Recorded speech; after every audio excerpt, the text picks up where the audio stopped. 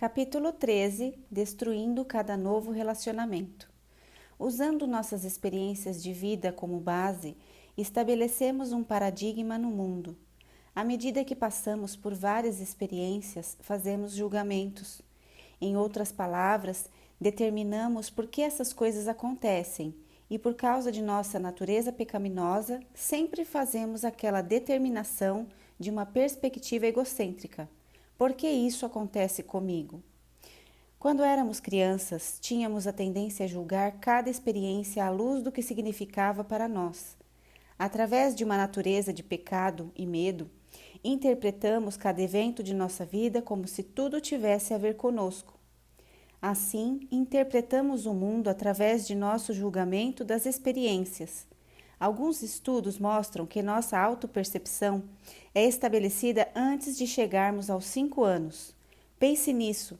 Desenvolvemos nossa visão de mundo através de nossas experiências e julgamentos subjetivos bem antes de alcançarmos a idade adulta. As Escrituras ensinam que todas as crianças nascem com a natureza do pecado. Isso não significa que cada criança tem o desejo de ser mal ou de cometer pecado. Simplesmente significa que ela nasce com a herança do medo. A natureza pecaminosa gira em torno do ego. Pelo fato de a natureza do medo ser subjetiva, o medo coloca o eu no centro da experiência pessoal. Portanto, a pessoa com natureza pecaminosa interpreta tudo subjetivamente, fazendo com que tudo gire em torno de mim. Devemos renovar nossa mente. Nossa visão subjetiva de mundo é estabelecida antes que estejamos maduros o suficiente para entender que nem tudo tem a ver conosco. Mesmo quando entendemos isso, não conseguimos entender que tal visão foi estabelecida de maneira egocêntrica. Nós não sabemos onde a conseguimos, apenas sabemos que essa é a maneira como vemos as coisas e isso forma a base de nossa autopercepção e de todas as nossas ações. É por isso que é tão essencial que os cristãos renovem sua mente. Precisamos interpretar o mundo à luz de nossa nova identidade em Jesus. Precisamos olhar para o mundo depois de ter colocado Jesus no centro. Não podemos mais ser a matriz pela qual determinamos nosso entendimento do mundo. Devemos liberar o mundo de nosso julgamento egocêntrico. Isso significa que devemos reconsiderar nossos julgamentos passados sobre eventos e pessoas. De outra forma, estaremos trancados em nossas visões e opiniões atuais, tornando impossível para nós a renovação da mente. Nossos conceitos do pai, da mãe, do companheiro e, talvez, de um amigo já estão estabelecidos. Pelas nossas experiências e julgamentos, temos, até certo grau, lançado a sorte na vida, mesmo antes de alcançarmos a puberdade. Longe de uma mudança de coração, a maioria de nossas decisões na vida é pré-determinada pela maneira pela qual vemos o mundo e a nós mesmos. As crianças que crescem em lares onde a crítica é a norma viverão o resto da vida com base nos julgamentos que fazem sobre a crítica. Um menino pode julgar: minha mãe me criticava porque me amava. Tal julgamento pode pré-determinar que tipo de mulher com quem ele vai se casar. Afinal, é seu julgamento com relação à crítica de sua mãe. A crítica se iguala ao amor em sua visão, mas então ele não entende por que é que vive uma vida adulta miserável. A menina que faz um julgamento que toda crítica é uma forma de rejeição será forçada em outra direção. Ela vai evitar qualquer um que tente adicionar qualquer qualidade ou direção à sua vida. Ela deve procurar namorar alguém que não tenha opinião, que evite a confrontação e que nunca compartilhe sua visão. Ela pode estar condenada a uma vida com alguém que não se comunica. Sentindo-se infeliz com alguém que parece não ter emoções, ela não entende por que, afinal, se sentiu atraída por ele. Qual o significado dos relacionamentos? Pelo fato de já termos decidido os papéis que devem ser desempenhados na vida, abordamos novos relacionamentos procurando nossa ideia de amigo. Já temos uma definição de que tipo de pessoa ela deve ser. Muito disso acontece no subconsciente. Esse fator, no entanto, orienta claramente o curso da nossa vida e gira em torno dos julgamentos. Isso explica por que, ao ensinar sobre o coração, Jesus disse que daquilo que temos conseguiremos mais, seja bom ou ruim. Marcos 4, 24 e 25. A não ser que semeemos a palavra interiormente e mudemos aquilo em que cremos no coração, estaremos condenados a repetir os padrões de nosso passado e reviver as mesmas experiências dolorosas. Os relacionamentos deveriam servir para nosso desenvolvimento pessoal. Eles devem nos desafiar e estimular. Deveriam abrir para nós novas facetas na vida. Quando conseguimos conhecer pessoas novas e diferentes, temos a oportunidade de crescer como nunca. Nosso problema é que fazemos muitos julgamentos antes mesmo de realmente chegarmos a conhecer gente nova, a ponto de raramente permitirmos que alguém de fora de nosso paradigma venha para dentro de nosso círculo emocional. Temos uma visão do que seja um bom amigo e o que é um amigo ruim. Essas visões foram estabelecidas pelos julgamentos que fizemos em toda a nossa vida. Com base em nossa visão, aceitaremos ou rejeitaremos os recém-chegados antes mesmo de conhecê-los. É por isso que as pessoas caem em padrões repetitivos em seus relacionamentos. Elas já decidiram que tipo de pessoa irão aceitar ou rejeitar. Isso é parte daquilo que nos prende e nos faz seguir os mesmos padrões de relacionamentos destrutivos. A maioria dos estudos mostra que as pessoas nunca sustentarão uma mudança por muito tempo, a não ser que sejam ressocializadas. A Bíblia é muito clara sobre os efeitos que uma amizade e socialização têm nos pensamentos e nas ações. As pessoas podem tomar decisões piedosas e nunca as ver realizadas, a não ser que estejam envolvidas socialmente com outras que possam apoiar emocionalmente tais decisões. Infelizmente, nossos julgamentos nos mantêm nos mesmos círculos sociais, tornando a mudança virtualmente impossível. Nesse sistema de socialização, ficamos dentro de uma pré-determinada zona de conforto. Em outras palavras, mantemos tudo como sempre deve ser e aí nos perguntamos por que nada muda. Por que não interagimos com diferentes tipos de pessoas? Jamais somos desafiados. Não somos forçados a crescer. Quando somos atraídos e conhecemos gente nova, são do mesmo tipo de pessoas dos velhos amigos do passado. Somente os nomes e as aparências mudam. Para uma pessoa presa a relacionamentos desajustados, esse ciclo falsamente confirma seus medos e suspeitas. Na verdade, passam a crer que todo mundo é igual. Em outras palavras, não há outra realidade além da minha experiência passada. Afinal, todas as pessoas com quem me relaciono são exatamente iguais às pessoas que eu já conheço. Dessa forma, os julgamentos sobre todos os homens, mulheres, brancos, negros e assim por diante são falsamente reforçados. Precisamos de novos relacionamentos com diferentes tipos de pessoas para crescermos e quebrar nossos padrões do passado. Precisamos de gente com diferentes estilos comportamentais e diferentes níveis de caráter. Precisamos crescer para aceitar todos os tipos de gente diferente. Nem toda pessoa direta vai magoá-lo. Nem tudo sobre as pessoas inspiradoras é ruim. Conheça pessoas novas e evite repetir o desempenho do passado de dor. Capítulo 14. Tornando-se como criancinha. Em Provérbios 4:23 encontramos: acima de tudo, guarde seu coração, pois dele depende toda a sua vida. O coração é um sistema de orientação de sua vida. Tudo o que você faz emerge das crenças de seu coração. O coração também é o trono do seu ser. É a consciência coletiva de tudo o que você é. Sua autopercepção e visão do mundo emanam das crenças do coração. A versão de Almeida, em sua segunda parte, diz assim: porque dele procedem as fontes da vida. Considerando que o conceito de quem somos está enraizado em nosso coração, tudo o que fazemos, vemos e sentimos é afetado por nossa percepção. Nossa autopercepção é a lente que colore nosso mundo. É o filtro pelo qual todos os dados são processados e interpretados e determina como experimentamos as realidades. Podemos momentaneamente nos elevar acima da percepção de nosso coração ou momentaneamente estar abaixo dela, mas, no final, voltaremos às crenças de nosso coração. Provérbios 3:1 diz que devemos guardar os mandamentos de Deus em nosso coração. O verso 3 orienta-nos a escrever certas atitudes e crenças em nosso coração. Esse verso revela o que a Bíblia consistentemente nos ensina. É nossa responsabilidade ministrar ao nosso coração. A Bíblia nos diz para acreditar em nosso coração, esconder a palavra no coração, guardar nosso coração, guiar nosso coração e estabelecer nosso coração. E aqui nos diz para escrever em nosso coração. O ministério do coração é uma responsabilidade individual. Assim, pouca gente aprende em algum momento a influenciar seu coração consistentemente de forma deliberada. A maioria das coisas que acontecem ao nosso coração é acidental e sem escolha. Como escrevemos em nosso coração?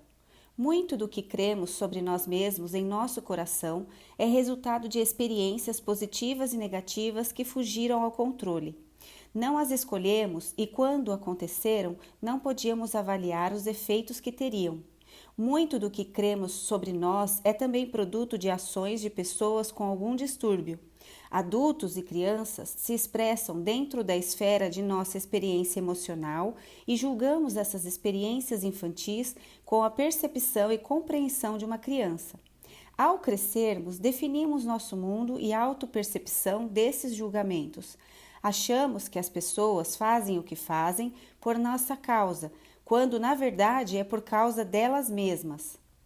Uma das principais formas de escrevermos no coração é através da combinação de emoção e informação. Por exemplo, as pessoas ao nosso redor agem de maneira que nada tem a ver conosco, mas subjetivamente julgamos aquela conduta. Achamos que é conosco. Nesse estado emocional, nosso julgamento, que se manifesta numa conversa interior, torna-se a informação que experimentamos. Ela faz isso porque sou um tonto. Ela faz isso porque sou feia. As pessoas só gostam de mim porque sou bonita. Nossa conversa interior, durante esses momentos emocionais, é a informação que fica escrita em nosso coração. Muitas vezes, as palavras de julgamento do ofensor com algum distúrbio tornam-se a informação que processamos. Quando homens e mulheres esbravejam fora de controle e nos dizem que somos feios, ignorantes ou inúteis, aceitamos seu julgamento como real. A combinação da informação e emoção escreve algo em nosso coração do qual não podemos escapar. Pessoas com distúrbios justificam suas ações responsabilizando outros. Tentam convencer suas vítimas de que elas são a razão para suas ações ofensivas. Infelizmente, aceitamos a culpa como realidade. Escrevemos isso no coração, forjando nossa autopercepção e visão final de mundo. Como fazemos nossos filhos se sentirem? Como já foi salientado anteriormente, as crianças nascem com a natureza do medo-pecado. Uma vez que o medo coloca o eu no centro do mundo consciente, cada evento é subjetivamente interpretado. Assim, as crianças escrevem suas crenças sobre o mundo e suas experiências no coração com base na subjetividade. O egocentrismo e a consciência das crianças fazem com que tudo em seu mundo gire em torno delas. O coração das crianças é extremamente vulnerável. Nossa infância deveria ser supostamente o tempo em que desenvolveríamos uma visão saudável de nós mesmos e do mundo. No entanto, perspectivas saudáveis não acontecem porque uma criança tem direito à informação correta, mas são resultado de como uma criança se sente. Nossa visão legalista e negativa de paternidade tem nos feito a ensinar à criança o que é correto, como finalidade máxima da paternidade. No entanto, um coração cheio de baixa autoestima jamais conseguirá alcançar esse alvo. Em vez disso, será pervertido e transformado em um conceito destrutivo. Mesmo que uma criança aprenda o que é certo, a experiência de aprendizado pode ter um efeito negativo terrível nela. Ensinar-lhe a ser boa geralmente resulta numa crença própria que diz: eu sou má. Antes da vinda de Jesus, os judeus conheciam Deus como Todo-Poderoso, mas por causa de sua natureza de medo-pecado, não estavam certos de como ele usaria esse poder. Jesus trouxe-nos a revelação de Deus como Pai amoroso. Por causa da paz e segurança que vem do conhecimento de Deus como Pai amoroso, confiamos que Ele usará seu poder da forma mais amorosa e saudável. Portanto, vemos que um senso de segurança e aceitação deve ser o ambiente para o aprendizado. De outra forma, a informação pode não realizar sua intenção pretendida. O objetivo maior da paternidade deveria ser fazer com que nossos filhos se sentissem amados, aceitos e seguros. Nesse ambiente, eles confiarão, serão ensinados e se tornarão acessíveis. Os objetivos de se ter crianças saudáveis e pastorear congregações saudáveis deveriam ser os mesmos. Se o coração está seguro, está aberto e apto para ser ensinado. Se há aceitação, então a razão para o ensino não é distorcida em rejeição. As pessoas jamais deveriam ser ensinadas porque estão erradas, mas porque são amadas. Os pais deveriam seguir o modelo de amor e aceitação de Deus para com seus filhos. Deveriam facilitar para seus filhos a transição para confiarem em Deus sem medo. Veja bem, os pais são as principais fontes do desenvolvimento do conceito de Deus para uma criança. Finalmente, chegaremos a Deus e o julgaremos como a nossos pais. Se desenvolvermos conceitos negativos de nossos pais enquanto crescemos, ao nos tornarmos adultos, teremos conceitos negativos de Deus e uma autopercepção negativa. Achamos que Deus deu sua palavra para nos consertar. Esquecemos que Jesus nos justificou por sua morte e ressurreição. Esquecemos que ele nos deu sua palavra para vivermos uma vida abundante. Em resumo, entender mal o motivo da instrução corrompe as consequências. Pais e pastores deveriam ter como objetivo ajudar pessoas a experimentar o amor de Deus antes de apresentar qualquer outro aspecto da verdade. Ter o coração de uma criança.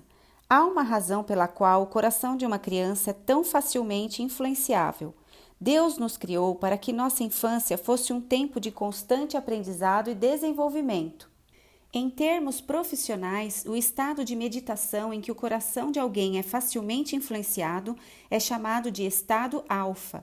Esse estado é atingido em momentos de oração, meditação ou simplesmente de estudo e pensamento profundo.